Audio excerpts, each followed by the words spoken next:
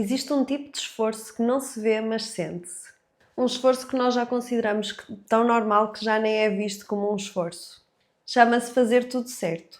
Seguir o plano, comer bem, dormir as horas certas, treinar, cuidar, cumprir. Fazer escolhas informadas, conscientes e, de certa forma, alinhadas com o que nós consideramos que é um estilo de vida saudável. Mas mesmo assim, existe aqui uma coisa que continua a pesar muito. Nem sempre é óbvio e, efetivamente, podem haver dias bons em que nós somos produtivos, nos sentimos bem e conseguimos descansar. Dias em que sentimos que estamos no caminho certo. Mas por baixo disto tudo, existe um cansaço que não passa. É uma espécie de conflito interno, como se o viver bem estivesse constantemente a exigir mais do que efetivamente nos devolve. E tenho a certeza que não sou só eu, talvez conheças esta sensação. O corpo faz o que é suposto, a cabeça está ocupada com tarefas úteis e a rotina encaixa na teoria, mas mesmo assim parece que não temos energia suficiente. E não é por falta de força de vontade, não é por falta de disciplina, muito pelo contrário, muitas vezes é aqui o excesso de disciplina que impede aqui a pausa. Porque quando o nosso esforço se torna invisível, ele também acaba por se tornar inquestionável. Olá a todos, sejam muito bem-vindos a mais um episódio do podcast Saúde 80-20. Eu sou a Maria e, de certa forma, eu acho que ultimamente a saúde tem-se tornado assim um bocadinho mais performance do que deveria ser. Treinamos mais, optimizamos o nosso sono, suplementamos melhor, evitamos alimentos inflamatórios, gerimos o nosso stress, organizamos e melhoramos a nossa saúde. E claro que há valor nisto, mas acredito que também haja aqui uma armadilha. Quando a nossa saúde se transforma num sistema de execução contínua, nós acabamos por deixar a parte da escuta um bocadinho de lado. Sem esta escuta vai haver também aqui uma perda de clareza. E quando não temos clareza nas coisas, elas acabam por se tornar muito mais pesadas e muito mais complicadas do que deveriam ser. Tenho a certeza que já ouviste falar da importância de uma boa ética de trabalho. É um elogio muito comum, é quase como uma medalhinha que nós levamos às costas. A ideia de que alguém é responsável, é determinado, que faz mais do que é suposto, mesmo quando não precisa. A nossa ética de trabalho está sempre associada a mérito, a consistência, a superação. Mas raramente nós falamos de uma boa ética de descanso. Isto aqui é um problema porque nós sem o descanso o nosso trabalho acaba por perder aqui um bocadinho a sua clareza. Sem pausa, a nossa produtividade é quase como uma acumulação de tarefas. E sem tempo para regenerar, o esforço, de certa forma, acaba por destruir tudo aquilo que nós queremos construir. Se isto aqui ainda parece assim um bocadinho abstrato, eu queria dar o exemplo dos atletas profissionais. Sabemos que os atletas de elite não treinam 24 horas por dia. Para eles, planear o descanso é igualmente importante a planear os horários de treino deles. Eles tendem a dormir cedo, eles olham para a qualidade do seu sono, alternam aqui entre trabalho e recuperação e, mais importante de tudo, eles têm pausas que são obrigatórias. E não o fazem por serem mais preguiçosos ou menos trabalhadores que os outros. Eles fazem-no porque sabem que o corpo não consegue evoluir no esforço. O nosso corpo acaba por evoluir no descanso. É durante o descanso que os nossos músculos recuperam, que há aqui um fortalecimento das conexões neuronais e, mais importante de tudo, é no descanso que a performance aumenta. Não quero que olhem para estes dois conceitos de ética de descanso e ética de trabalho como coisas opostas. Não são, elas são complementares. Temos é de começar a olhar para a ética de descanso como a base de uma boa ética de trabalho. É o que sustenta aqui a continuidade, a visão, a criatividade. E é o que impede que o fazer muito se transforme naquele fazer por fazer. E ter uma boa ética de descanso não é o mesmo que sermos preguiçosos. Significa responsabilidade com os nossos limites. Significa nós percebermos até onde o nosso corpo pode ir antes que ele rebente. E implica reconhecer que parar também faz parte do processo. Sei que há muitas pessoas por aí que têm muito orgulho em fazer muita coisa, em nunca parar, nunca descansar, mais. Mas talvez aqui o verdadeiro orgulho seja nós reconhecermos quando é que efetivamente temos de parar e ter a coragem para o fazer quando estamos num mundo que valoriza tanto o fazer. Existe uma diferença muito grande entre nós pararmos e entre nós descansarmos. E a verdade é que a maior parte de nós acha que é tudo igual. O parar pode ser só físico, mas o descansar tem aqui outras componentes que são mais complexas do que isso. Pensem num descansar como o nosso corpo deixar de estar em modo de alerta. É onde a nossa mente não precisa de resolver, não precisa de antecipar, não precisa de preparar nada. E é aqui que o conceito de descanso começa a ser reconstruído. Não é um intervalo ocasional, não é um prémio, é parte da própria saúde. É nós darmos um espaço seguro ao nosso cérebro para saber que ele pode recuperar. Porque é aí que acontece a regulação hormonal. É aí que o apetite se ajusta naturalmente, é aí que o nosso sono se torna reparador, que a nossa libido volta, que a nossa alimentação volta ao habitual. E o mais importante de tudo, é aí que a energia volta a ser um recurso que efetivamente circula e não um recurso escasso. Não se trata de nós fazermos menos coisas, trata-se de nós não estarmos sempre a fazer. E aqui tenho uma pergunta que faz todo sentido colocar. Quando é que foi a última vez que descansaste sem precisares? Antes do sono falhar, antes do teu apetite estar descontrolado, antes de começares a suspirar só porque sim. Porque se o nosso descanso só acontece quando é a única solução, já não é bem descanso, é mais uma recuperação forçada. Imagina uma corda esticada ao milímetro. Ela não cede, não parte, mas também não vibra. Está imóvel, está totalmente tensa, ela está pronta a arrebentar se alguém puxa mais um bocadinho. E acho que é assim que muitos de nós nos sentimos a viver ultimamente, sempre no limite. O problema é que, à medida que nós nos vamos tornando cada vez mais eficazes, é mais difícil eu justificar o descanso. Porque se eu cada vez funciono melhor e de maneira mais eficiente, eu teoricamente não tenho nenhum motivo para parar. Mas podes ter a certeza que um dia o motivo vai aparecer. Em consulta há aqui um padrão silencioso que se costuma instalar. A pessoa acorda cansada, toma café quase para aguentar o dia, porque também já é rotina, passa o dia super acelerado, chega à noite e parece que não fez absolutamente nada. Depois à noite, como o silêncio é muito desconfortável, nós tendemos a consumir mais estímulos, seja na forma de um programa na Netflix, um scroll no telemóvel, e como este silêncio é desconfortável, nós tendemos a preenchê-lo com outra coisa. Isto faz com que depois seja muito mais difícil para mim eu adormecer, por isso o sono também não é de tanta qualidade, não é tão longo como deveria ser e no dia seguinte voltamos ao mesmo. E a solução aqui raramente é eu tentar controlar mais coisas e mais variáveis da minha vida, é eu criar espaço para conseguir parar. Este episódio não vai trazer aqui uma lista de dicas, não é um plano passo a passo, vai ser mais um espaço de reflexão. Porque se eu tenho sempre tantas coisas para fazer, porque é que aqui é importante eu ter um espaço, ter aqui um tempo para não fazer? Porque muitas vezes é mesmo isto que impede o nosso corpo de recuperar. Quero que saiam daqui com a ideia de que descansar é um gesto de responsabilidade. Eu gostava também de partilhar um bocadinho aqui a minha parte mais pessoal. Confesso que tive 40 minutos a falar para a câmara e depois apercebi-me que estava desligado. Por isso, vou tentar resumir um bocado o que disse, senão este episódio fica com 3 horas e acho que ninguém merece isso. Mas eu queria partilhar como é que surgiu a mim esta ideia da ética de descanso. Eu lembro-me perfeitamente, até há bastante tempo, que eu escrevia tudo numa lista de tarefas. Fosse tomar banho, fosse estender a roupa, fosse mandar uma mensagem à minha mãe, ligar ao meu avô, o que quer que fosse, eu escrevia. E eu ia fazendo. Eu chegava ao final do dia exausta. Muitas vezes não só pelas coisas que fiz, mas pela maneira como as fazia. Era ligar ao meu avô, era uma obrigação, era uma tarefa, check. Eu ter um jantar de amigos, uma tarefa, check. Ao fim de algum tempo eu percebi-me que os meus dias eram exatamente todos iguais porque eram.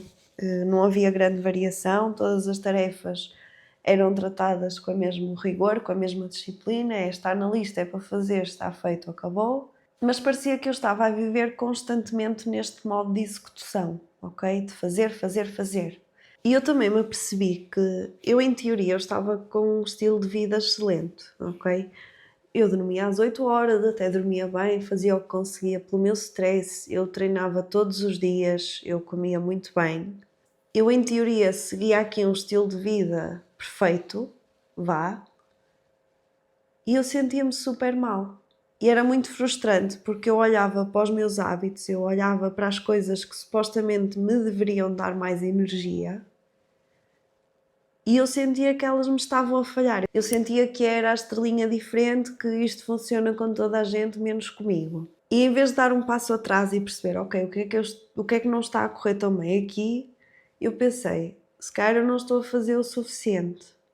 Então, em vez de treinar 4 vezes por semana, se calhar vou treinar 5, vou treinar 6, para que eu possa dar mais oportunidade ao exercício de me dar energia. Se 2, 3 vezes por semana sai assim um bocadinho mais da rotina alimentar, se calhar vou deixar de sair para que isto se alinhe, para que eu coma os nutrientes certos, para ter mais energia.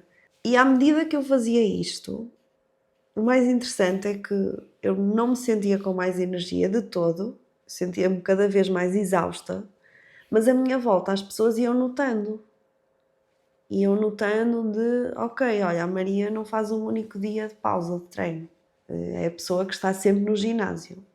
A Maria de antes nem fazia exercício, agora faz 3 horas por dia, ok?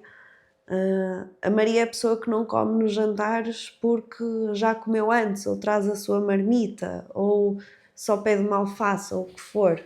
A Maria é tão disciplinada que nem sequer vai sair à noite para beber um copo. E isto vinha sempre acompanhado de comentários de és tão dedicada, és tão fit, tens tanto cuidado com a tua alimentação. E estes elogios que eram inofensivos da parte das pessoas, eu comecei a levá-los mesmo a peito. Ao ponto de eu cada vez tenho de fazer melhor para dar motivos às pessoas, motivos concretos, para que estes elogios sejam verídicos e que eu seja merecedora dos mesmos. E o que aconteceu na altura foi que fui levando isto cada vez ao extremo. Treinava mais, comia menos. Se eu sobrevivo com 1500, porque é que não hei de sobreviver com 1300 calorias? Se eu espero até à meio-dia para a minha primeira refeição, olha, porque é que eu não espero até às 4 da tarde e perco mais algum peso? E outro grande problema com isto foi que, como isto passou a ser o meu dia-a-dia, a minha rotina, passou a ser o normal. Ou seja, depois estes elogios que ao início até me deixavam contente e me queriam deixar a fazer mais, deixavam-me muito chateada porque eu sentia que eu não devia estar a receber aqueles elogios porque eram os mínimos. Aquilo é o que eu devia fazer e é o que eu faço. E desta obsessão, de cumprir as coisas a 100% ou a 1000% ou o que quer que fosse, também fez com que eu visse as pausas, o descanso, como algo opcional. E esta falta de descanso cada vez se notava mais e eu notava mais que estava mais cansada, mas ao mesmo tempo eu não sentia que podia parar. Primeiro porque eu achava que toda a gente tinha expectativas para mim que eu não ia cumprir. Depois também achava que, ok, se eu efetivamente consigo treinar 2 horas por dia, porque é que não o vou fazer? E por outro lado, eu sempre pensava em parar, em descansar, eu não fazia ideia do que é que ia fazer. Não sabia com o que é que tinha de lidar, em termos de sentimentos, de sensações. Não sabia efetivamente como descansar e não sabia se o queria fazer de todo. E confesso que até ao início deste ano foi uma coisa que me assombrou, à falta de outra palavra, e o online também não ajudou, totalmente a opção minha, mas não ajudou porque de repente estava noutro projeto e era só eu a fazer as coisas e tinha ainda mais 50 tarefas para fazer por dia e eu toda contente ali a gerir o puzzle todo de conciliar o internato, o doutoramento, as urgências, o online, a vida pessoal. E ao mesmo tempo sentia-me cada vez mais culpada porque eu estava a fazer mais e cada vez mais cansada, mas nunca era suficiente para mim. E eu lembro-me perfeitamente de um dia estar a ir ao Mercadona, que eu morava lá perto.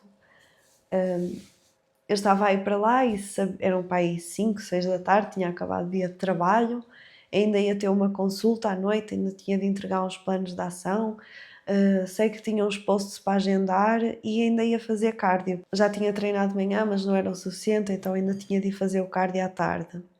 E eu lembro-me de estar a ir para o Mercadona, quase a chegar, e eu a pensar na quantidade de coisas que eu tinha de fazer e só começo a chorar. Porque porque eu sentia-me tão cansada, mas nem era por isso que eu estava a chorar, eu estava a chorar pela culpa que eu sentia em ter de parar. E claro que depois fui para casa, porque ninguém me podia ver assim, mas fui para casa e não fui descansar, fui fazer outras coisas, porque já que não tinha de treinar, vamos ocupar o tempo com mais coisas. Sabes, isto aqui do cansaço, ele não começou agora. E digo isto tanto para mim como para ti, ele não é uma coisa de agora. É uma coisa que nós vamos aprendendo aos poucos, ok? Não diretamente, não é? Não há uma aula de aprender a estar cansado ou a fazer mais.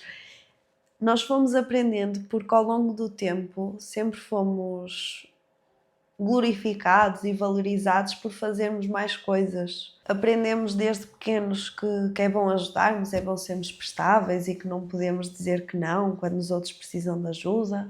Aprendemos na escola que podemos sempre fazer mais um trabalho para os professores gostarem mais de nós, podemos estudar mais para termos melhor nota e eles ficarem mais contentes connosco, podemos ajudar mais em casa para os nossos pais também ficarem mais felizes com o nosso comportamento. E nós sempre estivemos à procura deste fazer mais porque também fazia com que, se eu faço mais coisas, tiro também aqui alguma carga dos outros e eles também se sentem melhor. E nós gostamos de agradar os outros. Gostamos de ser vistos como boas pessoas, como prestáveis.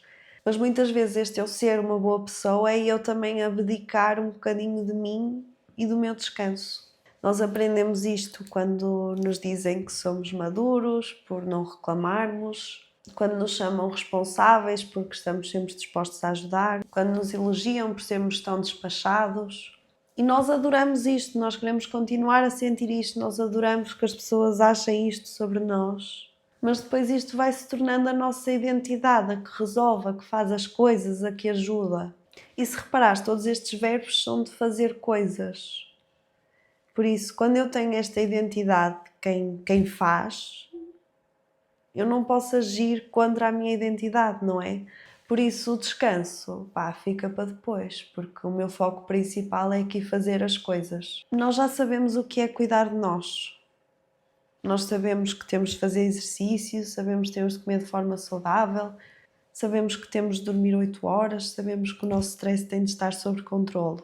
Mas acho que nunca ninguém tirou o tempo nem o espaço para nos ensinar que descansar também é cuidar de nós. Porque para muitos de nós o descansar é ainda estarmos em dívida com alguém, connosco, com quem quer que seja, estarmos em dívida com aquilo que ficou por fazer, porque nós nunca conseguimos ter tudo feito. E esta dívida cansa muito mais de qualquer tarefa, porque é eu ter sempre uma lista de tarefas invisível na minha cabeça que sei que tenho de fazer e está sempre ali a correr atrás. E é muito difícil nós deixarmos esta lista de lado, porque depois também temos medo de parar. Temos medo de que, se eu parar, eu não vou conseguir recuperar o controlo. Eu tenho medo de que, se eu parar, vou perceber que afinal estou muito mais cansada do que achava que estava. Tenho medo que, se parar, eu não vou conseguir voltar ao ritmo em que estava. Tenho medo que as pessoas achem menos de mim se eu não estiver a fazer e estiver a parar. O medo de ver o que é que existe por trás deste barulho todo. E, acima de tudo, acho que é o medo de eu não saber se vou gostar de mim sem tudo o que faço. Eventualmente vai haver aqui um momento em que nós começamos a perceber. Percebemos que isto não é só sobre o tempo, não é só sobre as tarefas que nós temos, nem sequer é só sobre saúde. É sobre a maneira como nós nos tratamos. Porque sim, nós fazemos o melhor que conseguimos com aquilo que sabemos no momento, mas também há uma pergunta que nós temos de nos fazer, que é: será que eu estou a ser demasiado dura comigo própria? Será que eu estou a ser demasiado exigente? Será que eu consigo descansar, mas depois passo o resto do dia a sentir-me culpada por o ter feito? Será que eu estou a ser demasiado dura quando falho um hábito e na minha cabeça só penso: eu já sabia que isto ia acontecer? E nós muitas vezes achamos que é esta exigência, esta dureza, esta resiliência que nos mantém na linha, que nos vai levar à saúde. Mas e se for exatamente o que nos está a levar no sentido contrário? e se for o que nos está a impedir de chegar ao equilíbrio que nós todos procuramos. Nós não temos de mudar de forma repentina, violenta, não precisamos de nos esforçar, de sofrer, de castigar. Mas para que isso não aconteça, nós temos de parar de nos definir como a versão antiga de nós, a versão que aguentava tudo, a que fazia tudo, a versão que dizia sempre que sim. E não tenho nada contra essa versão, porque ela serviu-nos de muito e ajudou-nos em muito e fez com que nós ultrapassássemos algumas coisas. Mas talvez esta versão já não nos sirva. E é aqui que nós começamos a reparar que já não queremos viver no modo automático. E podemos não saber muito bem como fazer as coisas de maneira diferente, mas também já sabemos que não queremos que as coisas continuem como estão. E é aí que a nossa identidade começa a mudar. E a verdade é que tudo o que eu faço vem da pessoa que eu acho que sou. Se eu ainda me vejo como alguém que dá sempre conta de tudo, que não pode parar, como alguém que só vale pelo que produz, qualquer tentativa de descanso que eu tenha vai parecer uma traição à minha identidade. Mas se eu me começar a ver como alguém que merece descanso, merece cuidado, merece as pausas, o descanso vem de maneira natural, porque eu sou o tipo de pessoa que merece descansar, por isso faz todo sentido que eu descanso. E vai parecer muito estranho no início, principalmente para quem gosta de fazer coisas e que adora ser produtiva, mas também não tem de ser uma coisa do 8 ao 80. Podem começar por marcar uma pausa na agenda, dizer um não a algum projeto, fechar o portátil um bocadinho mais cedo, porque só assim é que nós começamos a conseguir reeducar, o sistema e a maneira como nós nos vemos. Até aqui tudo bem, já sabemos que temos de parar, já sabemos que temos de ser nós a escolher que temos de parar, mas como é que eu na prática faço isso? Como é que eu consigo parar sem estar constantemente a pensar na quantidade de tarefas que tenho por fazer? A resposta não é fácil, mas também não é tão complicada como pode parecer. Primeiro, não vamos encontrar esse espaço se continuarmos à espera que ele apareça sozinho. Se eu não criar esse espaço, esse tempo para efetivamente descansar, eu nunca vou descansar, porque eu vou ter sempre imensa coisa para fazer e na altura vai sempre parecer mais importante do que o próprio descanso. E antes comecei a dizer, oh Maria, mas eu não tenho tempo para meia hora, pá, começa com 5 minutos, começa com 2, que normalmente é o que eu peço às minhas utentes em consulta. 2 minutos, 2 vezes por semana, na tua agenda, parar. Agora, isto também não é só sobre agenda, ok? Há muita gente que marca lá o autocuidado no calendário, mas depois é mais uma tarefa. Não é esse o objetivo. Não é que esteja errado, mas se eu continuo a tratar todas as tarefas assim, o corpo não sai deste registro. Por isso, a pergunta que tens de fazer é: porquê é que estás a fazer isto? Estás efetivamente a cuidar de ti ou estás a tentar manter uma imagem de quem cuida de si? E eu sei que é muito difícil nós sermos confrontados com estas coisas, mas o descanso não é eu fazer mais uma coisa, muitas vezes é eu deixar uma coisa por fazer. É eu não aceitar um convite porque me sinto culpada a dizer que não. É eu não aceitar mais um compromisso porque não quero parecer que sou pouco dedicada. É não encheres o teu tempo livre com coisas que não te interessam. Outro ponto aqui é que vais falhar, de certeza. Tenho a certeza que, passado algum tempo, vais voltar ao modo automático. Está tudo certo. O objetivo aqui é tu saberes reconhecer quando isso está a acontecer e conseguires voltar ao registro que queres para ti. Por último, se não conseguires mudar tudo, que também não é o objetivo, muda uma coisa.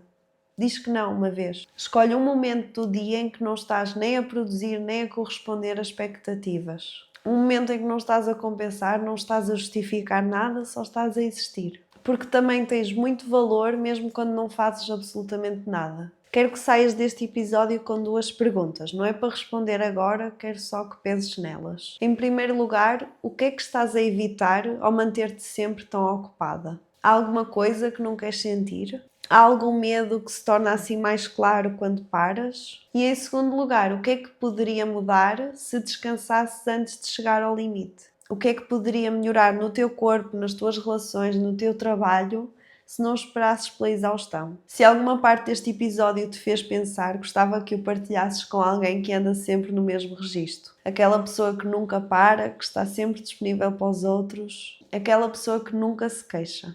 Manda-lhe este episódio e diz-lhe que te lembraste dela, porque muitas vezes é isso que precisamos para começar.